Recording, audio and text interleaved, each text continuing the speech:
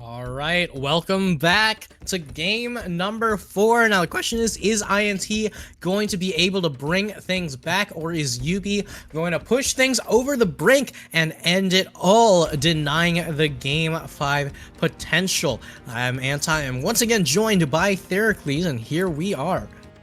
That's right, back on the desk, our second game, but game 4 in the series. I made sure that all my channel points and shoes were tied this time, so they're not going to just run away from me just like all my other friends. And with that, we're going to go ahead and jump into the draft. A little bit of switch up this time. Brock Lee taking that Ash for himself. Ultravox picking up the Kai'Sa this time. Yeah, I mean, also very interestingly here is the Fiora hover for the ban here for INT. You know, meanwhile, YUBI are just going to continue to just ban away mid laners, just continue to take away possibilities here and take the Cassiopeia. Now, this is an interesting decision here for Civlock to take this Cassiopeia blind. It means that they're putting all of their eggs into the Na'Vi counter pick basket, as INT are going to be forced to respond here. Now, do you respond with the Xerath, as we saw in that last game, or do you respond with something more teamfight indexed, right? You know, we are going to be getting the Cassante for Brock Lee. You know, very, very safe pick. There's very few champions in the top lane that really just shut down Cassante the same way that other top laners could be shut down. But, you know, the mid lane pick is what I'm really interested in looking at. Yeah, I think so too. We've seen that Yui's running this kind of run at you strategy. I'd like to see something that kind of dissuades that. Alistair does that a little bit, maybe the Enchanted Arrow too, a lot of disengage opportunities. So I'm not too sure what would be in Pagtropus's wheelhouse, but definitely something that has the ability to do a good amount of DPS too, because it seems to be lacking overall from INT as well in this department. Yeah, I mean, INT right now have some very, very strong picks. Honestly, interestingly enough, I think Cassante is probably the weakest of the picks that INT has. Every single pick that they've got is very high value, and meanwhile, Universal Basic Income going to be picking a lot of things that are relatively unconventional but strong in their own rights, right? You know, the Mordekaiser being picked up going to be able to 1v1 Cassante fairly comfortably. It's just a matter of how strong is Brock Lee's Cassante, right? at mitigating in Navi's power with the Mordekaiser. But, as we see time again, Utility Monster very happy to send everything over to the top lane, to send Navi over the brink and make it so hard for Brock Lee to lane into him. Yeah, that's true. I imagine, that this Navi counter pick is going to do the difference if they decide to invest in the resources of the draft 4. And again, Pagtrop is picking up Talia, kind of fits the description of what I was going for, so I'm kind of excited to see how that shapes up. I imagine it's going to be shaky ground for Cassiopeia to have to operate on. So I imagine we're still going to see a lot of pressure onto Civillock as we've seen in the previous games. Yeah, I mean, Pagtrop is going to continue to hold it down in that mid lane, going to throw another rock. But the question is, does YUBI play paper, right? And we'll have to see how things get on the Rift, right? As these two Titans battle it out for a potential Game 5, or for YUBI to potentially get another shot at the finals, which, honestly, Mr. Scriptwriter, get some new material. That would be nice, but if you haven't already checked out the channel points, 209k are actually put on INT, so there's a lot of pressure from the fans to go ahead and deliver on this round. If you haven't done your channel betting, go ahead and jump on that before it's too late, before First Blood pops on out. I am gonna stick INT, even though I want to go to bed. I'm gonna believe. I think there's gonna be a Game 5 in our future. Let's see some exciting League of Legends. Yeah, honestly, this is going to be very exciting going forward here. And one thing I kind of want to note, right? The reason why there's so much for INT, Kenny Hammerspike put down 110,000 channel points. All right, that's a lot of confidence.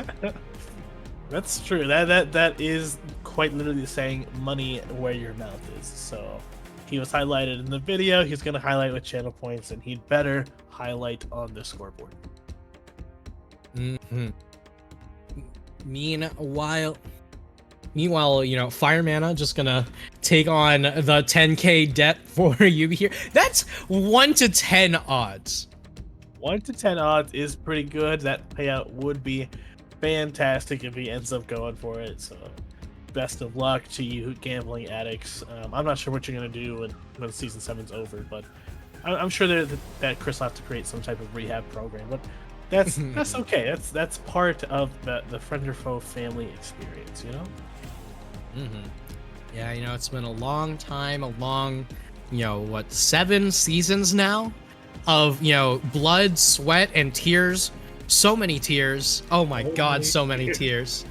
And, the TO team just gonna continually hold it down. The staff just putting in so much time and effort. And I just want to give a huge shout out to everyone for making this a possibility. Not only have we created, an amateur league for charity, right?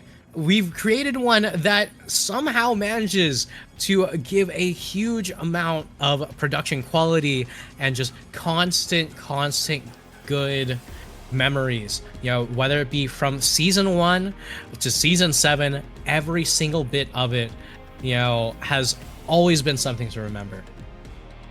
Yeah, honestly. Oh my God, Freelancer. Yeah, YUBI heard us, I guess, and decided to swing that channel point back into it. So this might be one of the largest amounts of channel points I've ever seen on one game. Besides like a finals, so this is quite the banger. This isn't even Game 5. Yeah, someone's gonna get bankrolled. If there goes to a Game 5, I don't know what people are gonna bet with. Maybe IOUs, League of Legends game throwing chips for when they go to the next tournament series. In-house ints for the classics. Yeah, but whether or not the betting's gonna work out, we'll have to wait as we see how things develop on the Rift. All right, let's get things underway here as both teams once again just gonna be looking to do your standard 5-point. Nothing too crazy from either side. Yep. Pretty much standard stuff like you said. Looking at the way that we're expecting early game here, I don't expect too much variation. Same kind of junglers, same kind of objective missions. Probably first early gank onto Civlock, followed by a gank from utility onto Broccoli. So that's what the crystal ball says. We'll see if they decide to change it up or not. One thing I did notice on the starter game last time, Utility Monster kind of left his laners out a bit to figure it out while he kind of power farmed. It didn't seem to Mhm. work out as effectively as they would have hoped. So I'm gonna look to see if maybe he ditches that strategy or if he's gonna try it again and just the laners are gonna play more safely this time. But Yeah, I mean, and one thing I kind of want to note here, right, is that Utilia's monster has opted for the Conqueror, right? Which means that once you hit 6, right, you don't actually get as huge of a buff in terms of your dueling, right? You're very, very strong in the jungle early, so Bow Explode can't really just walk in and take things under Utility Monster's nose, but you don't have the same insane gank power the moment that you hit 6, whether if you took Phase Rush or Predator, right? It's just a matter of trades going back and forth in this bot lane. It's He Who Slops and Zen Zen. You'll be taking a decent chunk of damage. Neither of them going to be committing the health pots just yet, though. yeah, nothing too exciting. This time there might be a little bit more kill pressure than we saw last time on the side, but let's get some damage traded here in the mid and establish some early dominance. Wowie! Oh my god, and just like that, Zenzen taking so much damage. The early level 2 from the side of INT going to be paying dividends here. So much damage onto Zenzen, but more importantly, damage onto Kenny Hammerspike means that Ultravox with a health lead should be able to start to dictate a little bit of this laning phase, right? You've still got the health pot on there. He Slop's just going to get that early ward down. Going to lose 1 or 2 minions of EXP, which means that Kenny gets that slight bit more XP towards hitting 6 a little bit earlier. And He Who Slops once again going back in. Very interesting manual combo from He Who Slops to make sure that Zen gets engaged on, but Ultravox cannot retaliate. Yeah, I got a little worried. It was pretty close to tower there, so good thing to dip out real quick. But yeah, I mean that early kill is gonna be real crucial for Civlock controlling the lane phase and not allowing the games to go the way they previously had.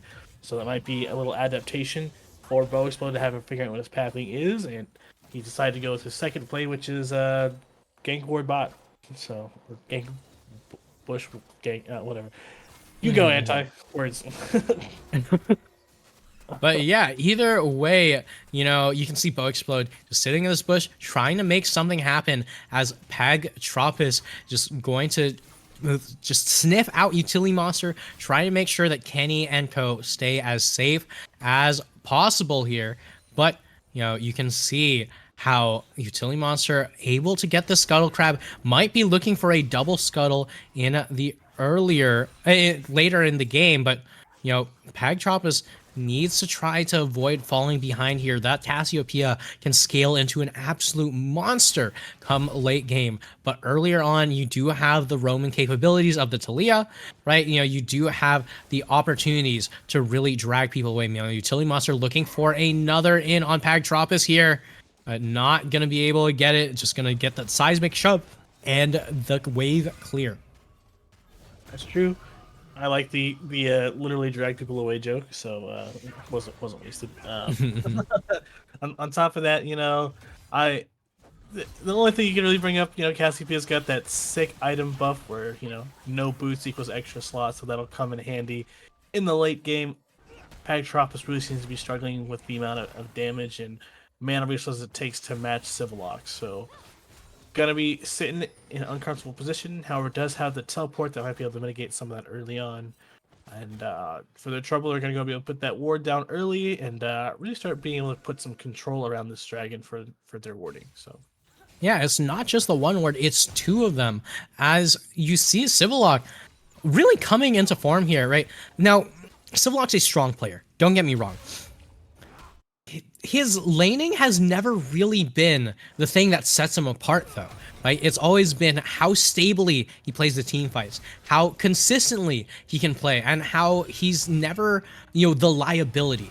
right? But this time, showing off a little bit of that laning prowess, getting the vision down, getting the CS leads, just getting the aggressive trades going.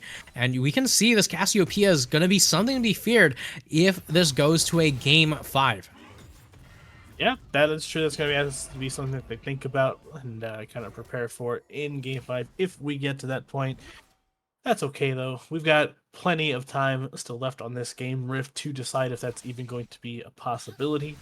Taking a look at just the CS numbers real quick, it looks like Kenny Hammerspike's keeping it up for his side, but it seems to be the only one, as the remaining numbers have some type of small deficit so far. Yeah, but once again, Ubisoft's just going to continue to get these quick trades off onto Zen and Ultravox. That Glacial Augment going to continue to keep them away from a range where they can actually retaliate, and Pagtrop is going to come on down as they commit 4 people to taking this Cloud Drag for the side of INT, which honestly, it's more important that INT get this Cloud Drag as a denial, because if Utility Monster can pick up this Cloud Drag, slow reduction against Kenny Hammerspike is huge. And okay, wait, hold on. Utility Monster going on in here. Zen flashing in. Oh my god. Flow Explode does get the dragon, but gives up his life in the end, as He Who Slops also does go down here. And like I said, the dragon was really important, but was it worth 2 extra kills? I don't know. And Kenny, looking to lose the wave at this rate here, as Zenzen and Ultravox now have the inside track, now have the way to even up that CS differential. But, with the cannon minions, should be able to pick up as many minions as possible here. So Kenny not too sad about that. That's true. I like that that they were able to go ahead and commit on to the dragon play there to get something, and they didn't get the dragon, but they did get the double kill, so that does feel good for YUBI. Also, in the meantime, in the top lane, Brock Lee was able to pick up a solo kill on a Navi, so that is going to be some good pressure for INT, maybe transitioning this late game as he struggles to maybe keep Mordekaiser busy as a prediction, but it's all right. So taking in inventory, everything we've got, looks like the mid lane and of course the bot lane for YUBI now getting ahead, and it's going to be on the top side of the map for INT to find their way back into this game.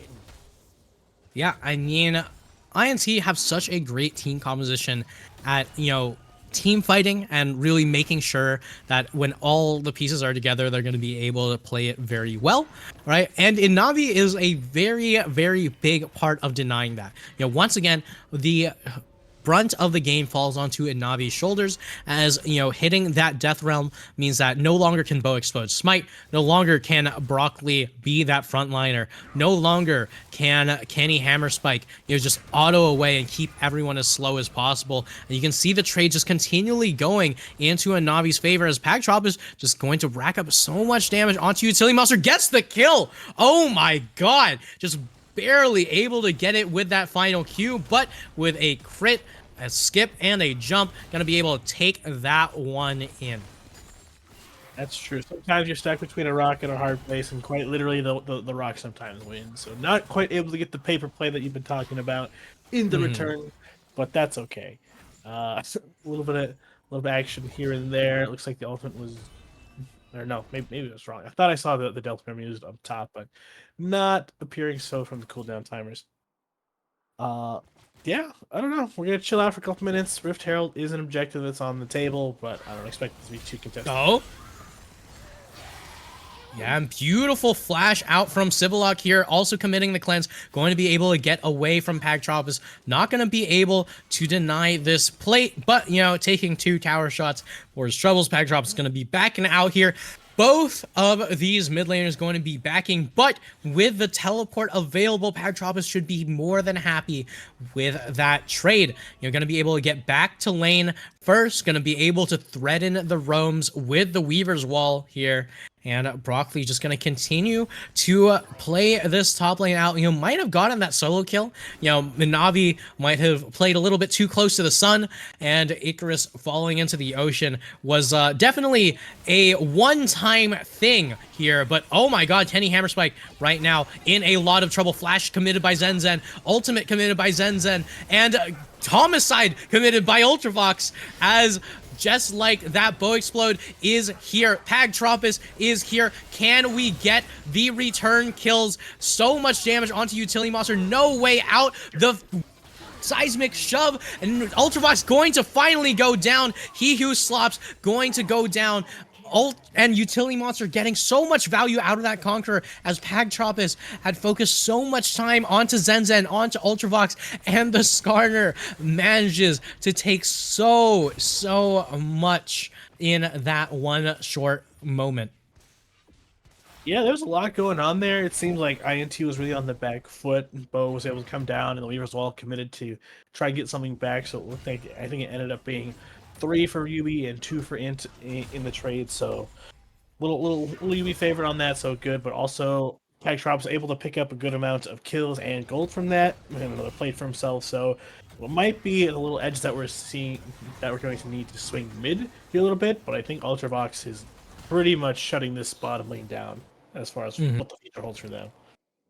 Yeah, I mean, 3 kills, definitely a good feeling for the Kaisa, but I mean, there's that Conqueror on the Skarner really coming into play, right? Yeah, this isn't really the same Skarner that you're used to seeing, where he comes into lane, he does a little bit of damage, and oh my god, Zenzen takes a ton of damage. What in the world? Just knocked back by the headbutt. Kenny making sure that Zenzen can't go anywhere. So many slows, so many opportunities, and there's that Cloud Drag denial in that first dragon coming in handy here. You know, Kenny more than happy to just pump constant slows out with the Ashe as the Rift Herald is going to be taken in response here. Yeah, teams are more than happy to trade. You know, it's not ideal to give up the second dragon in that way. However, take what you can when the fallout happens. So trading those objectives is going to be good. I like the aggressiveness from INT to, you know, really pull the trigger on these plays. That's going to be what they need to control the pace here this time. Crystal Arrow goes a little bit wide. It would have been an exciting play. However, we'll just have to calm down. Maybe no calm down. Who knows? Yeah, I mean, he who slops definitely far from calm as Zenzen just going to take that damage. Not going to be able to do too much with that one, though. Kenny's just going to farm up the mid lane, just try to get, you know, as much of this farm as possible as they're trying to continually deny this Rift Herald, you know. Oh, hold on. Slops in the middle of Utility Monster and Civillock, but so much damage committed, so much CC, and just like that, Shelly says hello and goodbye, not really doing much of anything. Yeah, I really like the read from INT there to be able to commit the members in time to stop the Rift Herald from being an effective push, so really kind of mitigating the loss of the objective that they had there. So honestly, just really well played, especially from the side of He Who Slops, to make that play happen and mitigate the loss there. With that, they're going to try and put some pressure here on the bot lane, but I think Pagtropus is able to really just kind of chill out and control this bot side and not have to commit anything too hard here. So, All right. And one thing I kind of want to note, right, that's a little bit interesting here is Ultravox has opted for the static ship, right? And that means that this team has a lot more wave clear, but also means that Ultravox is likely going to be opting for the Guinsoo's Rageblade. Now, Brock Lee has decided to go for the... oh my goodness, what is that item? I completely forgot what it's called. Force of Nature. Yeah, there we go. Yes. Which, you know, usually would be able to get you some value from, you know, 2 out of the 3, maybe 4 damage sources. But because Ultravox seems to be going for the Guinsoo's Rageblade, that could actually end up being huge value into every single damage source on this team, barring Utility Monster. I think Utility Monster is the only source of physical damage for the side of YUBI here. So that's a lot of heavily indexed magic damage. You know, I didn't even think about that, so that's a great point to bring up. It's going to be really good for keeping Brock Lee in these fights and, you know, kind of terrorizing the lines that they make. Of course, the Vox is going to be putting on a lot of damage, so it's going to be on them to really shut him down here pretty soon. Almost finished stacking up that tier, moving into his second item very quickly here. We're seeing the gold flow a lot more so evenly this time, so people are keeping paces one another. The gold lead is barely at 1,000 gold, so a lot of action still on the table that we're going to see before we see any kind of clear outcome. And I'm liking it. Even though 2 dragons down, this is still anybody's game. Yep, definitely anyone's game. You know, it might be a 1k gold lead on one end, but you know, you got the dragons stacking on the other. He Who Slaps going straight on into Ultravox. You know, gonna be taking a lot of damage. The ultimate committed from both sides. Alistar not gonna be able to survive even through that damage reduction, not being able to cleanse out that Skarner ulti in time here, as Navi just gonna continue to be a thorn in Broccoli's side. They're going to be on the hunt here for Pegtropus, but he should have plenty of time to get out. So, you know, even though he just got a little bit forward, maybe didn't see other members of the YUBI collapsing. That's okay. Tower put some more gold back in INT's pocket to mitigate that once again. So pretty much game state's about where it was 30 seconds ago. But that's YUBI moving into the river, putting on some vision, so they're going to be a little bit more prepared. As it's going to be on INT now to move in and take some control back as we move on to the dragon here, spawning in just a little over a minute. Yeah, I mean, INT have such great pick potential, and they've been playing around it phenomenally, right? You know, it's like what we saw in that last game where we said, hey, INT needs to start grouping up, needs to start going for picks, and they're doing it really, really well right now in the early game before they even fall far behind here. But you know, double cleanse on the side of YUBI, plus the fact that it's a Mordekaiser in that top lane, makes it a little bit hard to go for those picks. Yeah, that is true. Picking these targets is going to be really difficult. You know, it's going to have to really be a team effort because no one's really that easy to pick off, except for Cassiopeia, but again, has a lot of potential for return damage. So have to really know what you're walking into before you commit to something like that, which seems to be what INT's been struggling with the most in this series. Yeah, with Dragon coming up in just 10 seconds, you can see so much commitment from both sides to try to get as much of this damage off as possible. Hoklon and Navi in the back, able to send Pagtropus to the death realm. Not able to send Pagtropus to death just yet, though. Brock Lee teleports in. Huge amount of denial from the side of INT here, are able to get a Navi, but with Pagtropus off the table, that's a huge amount of their AoE. Civillock in a lot of trouble. Petrifying Gaze able to stun up Kenny Hammerspike. Kenny autoing again and again and again. Zenzen in a lot of trouble. The flash forward from Utility Monster for the Impale, and Ultravox able to fire off Bow Explode right now, just barely gonna be able to survive one more shot straight through the heart. And you're too late, INT, as YUBI are going to be able to take a huge team fight and turn it into a ridiculous lead as the dragon stacking is denied from INT and 7 Drake game is on the table. That's true. It is something we could see here, the potential to unfold. Really well played from the side of YUBI. Navi getting the target he needs to, taking, you know, the big kill leader out of INT, out of the fight pretty close to immediately for his life. That's okay. I think Kenny held the crystal arrow very long there. That might have had a little bit of counterplay, but hard to establish. Ultravox also played that fight really well in his positioning. So really good performance from the members of YUBI, and as a result, they're able to really swing the pendulum of the momentum back in their favor. So I don't know. It's not over for INT, but that's a big step backwards.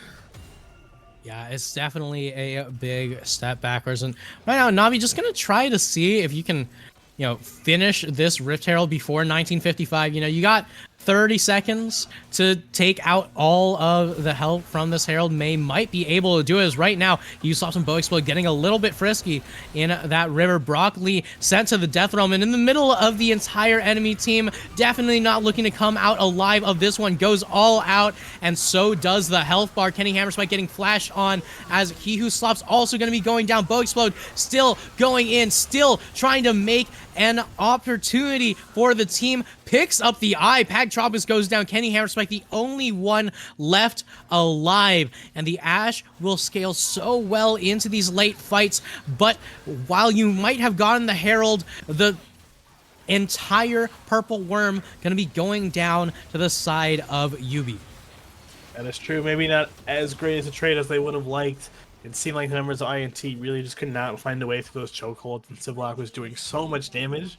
Packtropolis was able to do a good amount of damage from the top side and pick up a kill there for his team, but really just once Anabi came out, there's just no resources left to slow that guy down and just brings the hammer down. So I think that's this might be the second to last nail in the coffin. There's one more big fight left in INT, but if YUBI takes that, I think that will be the end of the broadcast shortly after. You know what they say, third time's the charm, and INT trying to desperately, you know, just deny that third nail, trying to bring it to a game 5. And if we've seen any team bring things back, it's INT. Is amazing at these comebacks, and YUBI is amazing at these throws. So we have to really wait and see whether or not these teams can really get into the swing of things. You know, Kenny is getting ever closer to that Triforce, and once Ash finishes that, it's so hard to lock her down. You know, the later this game goes, the more and more damage that these carries start to do, the more tanky these tanks start to become.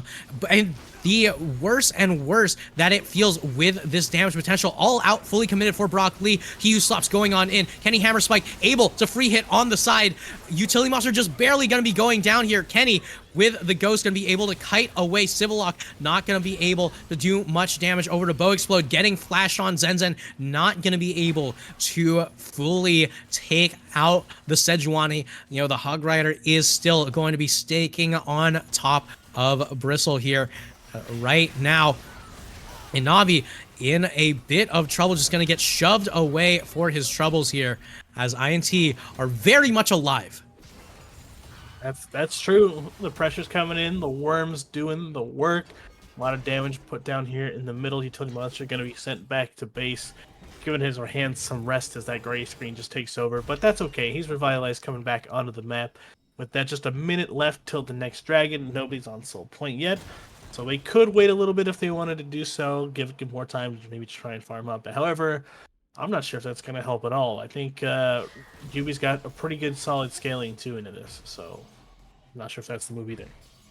And interesting here, Ultravox is opting from what I think is a Bloodthirster right now. Very unique build for the Kaisa, right? You know, understands like, hey, you know what? I like the Rage Blade, but, you know, we do need physical damage, so just going to index into that physical damage. Yeah, it is going to be the Bloodthirst. When you got 8 kills on the Kaisa, sometimes it really doesn't matter if a build's fully exactly optimal. What really matters is, can I get the kind of damage output that my team needs right now? You know, Broccoli, on the other hand, getting INT the gold that they need right now, you know, picking up those objective bounties, picking up that farm, picking up as much of this, of what this Cassante needs as possible, as Packdrop is just going to pick up a ton of experience in the mid lane, looking for that level 16, for that humongous Weaver's Wall, as YUBI are going to be able to pick up yet another Infernal Dragon. Yeah, 2 Infernal Dragons is going to feel real bad. It's a lot of damage that's going to be added on top of these huge damage dealing carries, and Utility Monster is zooming around the map, just looking for someone to pull and just really be the final nail we've talked about, looking to grab victory and bring it back on his way to the semi-final stage. Yeah, I mean, right now, INT just need to find a way how to get a pick, right? The only people they can really pick here are, you know, Zenzen, Utility Monster, and that's about it. The other 3 are so difficult to pick off here. But Weaver's Wall, fully committed. Pagchop is trying to find an opportunity, not going to be able to do so, though, as Weaver's Wall, you know, nothing ventured, nothing gained. But right now, just trying to pick up every single little bit and option that's available to them. Yeah, that's fair. I guess if you were going to use it and not get anything, this would be a good time to do it. Still plenty of time on timers before anything crazy comes up in a fight. So maybe not able to quite use something for a pick in the pre-setup, but it's okay. If you got something there, it would have been a little bit easier to set up for this anyway. So we'll see what INT have in store, see what they practice, see what they can find. And, well, yeah. I got nothing. This is you guys should just kill each other. We should see how this ends. Like Violence. violence is the answer in League of Legends, right? So Yeah, violence or no violence is like violence is just not the answer. It's a question. The answer is always yes. oh, I see. My bad. I didn't quite understand the assignment. But, you know, YUBI seems to definitely understand the assignment. You know, they've got the 4-1 working out phenomenally in their favor, and Navi just has so much pressure in that top lane right now, just looking to take the entirety of this top jungle as well. And, you know, Broccoli going to come in, try to make something happen, not going to be able to do so. He Who Slops going to keep Utility Monster away from Pagtropus, but not away for long enough. Kenny continuing to fire again and again and again, but these arrows just aren't doing enough damage here. You know, the Ghost committed. Zen in a lot of trouble, gonna be going down here. Ultravox is dominating though, and with that, the Kaisa is so unbelievably strong. Kenny not able to do enough in response here, and Navi gonna be able to catch out Bow Explode. The Ashe once again autoing over and over again. Can you break through the shield? Can you break through these health bars? Kenny just is one item away from really being able to start taking over these fights, but just with 2 items, you're not really going to be able to match the actual just straight up huge amount of power that YUBI have in their pockets right now. Yeah, it's looking pretty dire. You know, getting the kill if they can on Zen is, you know, consolation prize at best. Not really able to choose the remaining members, and here comes the pull back in the choke point. Yeah, and choke points once again. YUBI's specialty. Huge Slops gonna barely survive, and Navi going forward with a huge pullback. Gonna be able to take everyone back into Civilock here. Ultravox, Killer Instinct right into that back line, and aptly named as Ultravox gonna be able to put the final 3rd nail into the coffin. INT, goodbye YUBI. Looking for the 5th championship, looking for the 5th opportunity at finals, looking for the 5th moment, ending it before the 5th dragon has the opportunity to spawn right now. They're looking for it all. They're looking for the inhib. Will they go forward to the Nexus Towers? They will commit forward. Once again, Zen right now going to be walking forward, taking the brunt of the tower shots. He Who Slops going to try to stop them as much as possible, and Navi sending Slops into the death realm, and everyone just committing straight towards the Nexus. Kenny is now inbound. Pagtropus with the Weir's Wall trying to end it, trying to give an opportunity. Bow Explode not going to be able to do it. And there it is, YUBI with a 3-1 over INT, ending the final season for INT. Yeah, that was a great game. You know, INT played a solid series. In the end, the Civilock's prediction does come true. 3-1. The script does say it from his perspective. So great performance from all members of YUBI, of course. Different people came into huge different plays at different times. So congratulations to you. Y'all deserve it. I'm excited to see what you bring in moving into the semifinals. Of course, we'll hear from OBS, I believe, soon to see who they pick, probably at the end of the interview, hopefully by then. If not, we'll go ahead and be able to see in the announcements who that is. Otherwise, after that, we'll move into the interview with Anti and his closing thoughts about what's going on. Yeah, I mean, either way, we will be having Utility Monster and Civilock on the interview soon enough. A phenomenal series coming out from YUBI, going to be able to bring things back. The moment that they had control over that early game, it was so difficult to see how INT finds a way back in, and was incredibly played from INT, but YUBI ends up the victors this time around.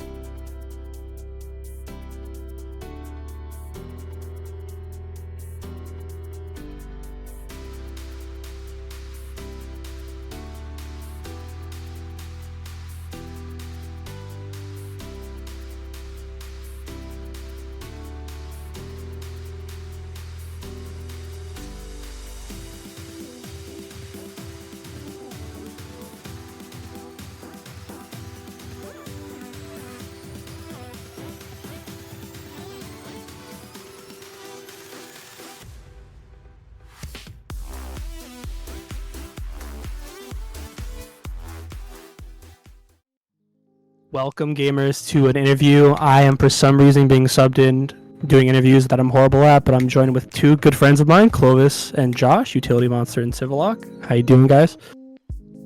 Doing great. Happy we won a series. Yeah, I think everyone can admit that we're surprised about that.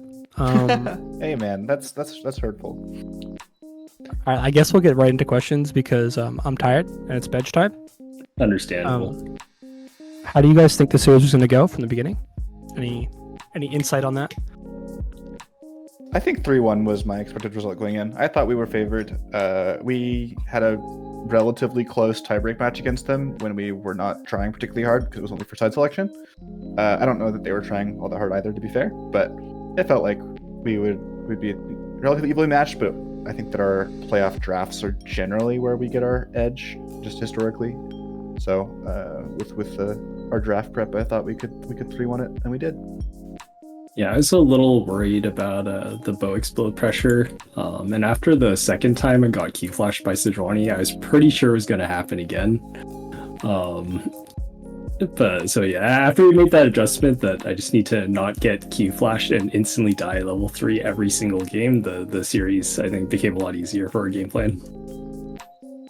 Yeah, and speaking on draft, I know Josh takes 45 minutes, and the only thing that's actually valuable to the team is Josh's drafts, as I often hear. So, Josh, what was your plan to go into the draft? I think our constant Swain priority was the main thing. We banded every game on red side and first picked it on blue. It's a really strong pick for Pagatropis, Mr. Support Gap. It's his most played mid laner, so we didn't want to give him that. And it's also on our team something that we're comfortable playing in both the AD and mid lane roles. So that was big. Other than that, just banning champions that they're comfortable on. So, some other mid laners, some other top laners, whatever. And try and get as many good matchups as we can. Because I think our macro is favored if we just don't lose lane. Yeah, I think the one complicated factor is that INT did identify our favorite champions, Maokai and Annie. So props to them for banning Annie. Thankfully, I didn't have to play Annie every single game this series because it was fortunately banned. But I think a good read because Annie's kind of awesome. I guess we picked that champion. Right, good point. Even Annie wasn't our draft prep as a counter pick to Orianna and Corki. Yeah. You've been hoping and praying people ban this Annie away, dude. I my fingers crossed so I don't have to play Annie. So this was back and forth series. I don't know, game 1 was really close, INT threw it, and then INT stomped you guys game 2. You guys stomped them game 3, and then game 4 was a little back and forth at times. Why do you guys think you guys came out on top? You guys think you just a better team or draft prep? I think the biggest factor is that our team was getting really hungry and they really didn't want to play a 5th game. So everyone wanted to make sure we won and played seriously so we get to dinner on time. Yeah, we also had a script to follow from Chris Sunga, so thanks Chris for letting us win again. Hopefully we get the script for next week and it's just as favorable for us. Yeah. I like the idea of squeezing in the one loss to make it a little more convincing. So that was definitely a good change. And it's nice to put it in the middle of the series where it can kind of build more excitement. So yeah, definitely good call. Yeah, I read the script before the season started, and I really had some questions about the last week and people's antics in the last week. But Chris said it had to be done. And, yeah, it makes sense. And I appreciate him not making us play game 5 because that would just make broadcasting forever. So I had to go to bed at some point. Yeah. Definitely a good banger. So, YUBI's gone through a lot of changes. From the beginning, it was, Carver top, and then Jeff and Brian support. You guys subbed in Red into the top lane. Went through a lot of iterations on YUBI here. We had the Bill roster. The Bill roster as well. Simone's always been a constant sub. Yeah, of course. A question I have is, who do you guys think you miss more, Jeff or Brian in the bot lane? That's a tough one. I think for me, it's definitely Brian.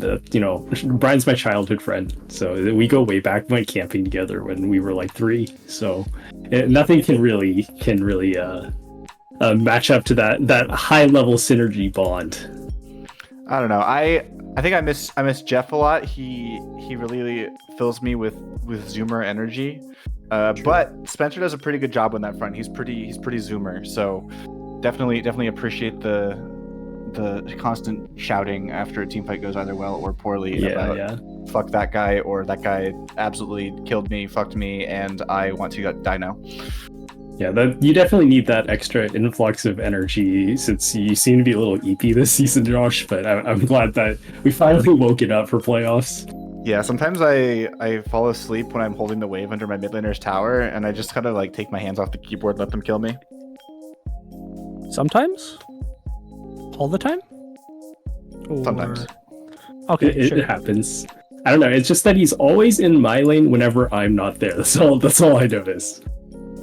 Yeah, I Someone noticed has to kill the with minions. you a lot, Josh. You always die at my enemy's tower for some reason, behind the tower, when I'm nowhere near Well, it. no, that time he died next to our tower, to be fair. We're improving. This is an improvement. Yeah. I just really like dying to my laners to make them have to pay attention. Sometimes they just seem to check out of the game, and if I die to their lane opponent, then they have to pay attention more often. Yeah, Maybe this is why you're $1. It's like spamming FF vote, you know. So you guys have known each other forever, since I think you guys knew each other in college, right? That's when you guys first met. Yeah, we went. We went started college early, so it's been even longer. And so you guys been playing League with each other for a very long time. You know, multiple seasons of FF, winning them, and as we already said, you know, Josh, a $1 player, and a lot of mistakes of him dying behind tower. Clovis, how do you manage to still play with Josh? And I guess Josh, the same question to you. Well, it's kind of a long story because I had ended up learning to play with Josh. That's why our synergy is so incredible. By playing for so many years together, I've been playing with Michael, Ashes of Dreams, and Josh, because they had been playing before I started. So I was like the new guy. I didn't really know what was going on. So they're like, Clovis, you can play mid lane because you like playing mages. And I'm like, sweet, I can play mages in mid lane. And I'm like, okay, so how do you play this League of Legends game? And they're like, well, you're a new player, so your lane opponent's gonna beat your ass. Just like stand underneath your tower, and then when Josh comes to your lane, you can flash Lissandra ult. That's how I learned to play the game, and really nothing's changed. Sometimes you flash Annie ult instead of Lissandra, though. Yeah, that was a long conversation. I have a tendency to miss Annie ult. Lissandra ult's a little easier to land. Annie's a more complex character. But, you know, eventually I had diversified my champion pool to include things like Malzahar and Galio, and here we are. It took him a while to put the skill into the skill shot. Yeah.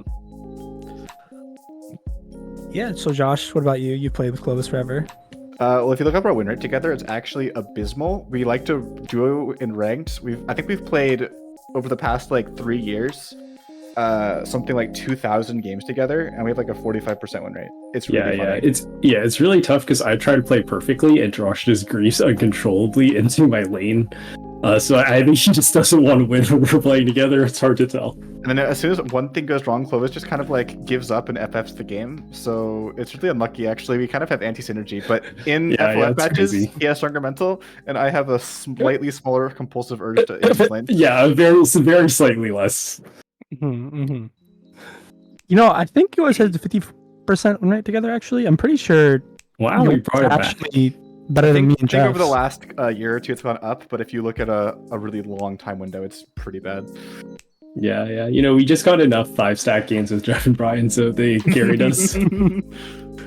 Me and Jeff have like a 11% win rate together in ranked or something like that. It's something insane like that. You guys kind of roll at each other. It'll be better when Jeff plays mid if he's role swapping. So there's in the rumor mill, Jeff may be playing in the middle lane. It's true. That's a good point. I heard the new AD carry's pretty trash though. That's true. No one's really quite as good as Jeff. There's a lot of unwinnable games that only Jeff could win.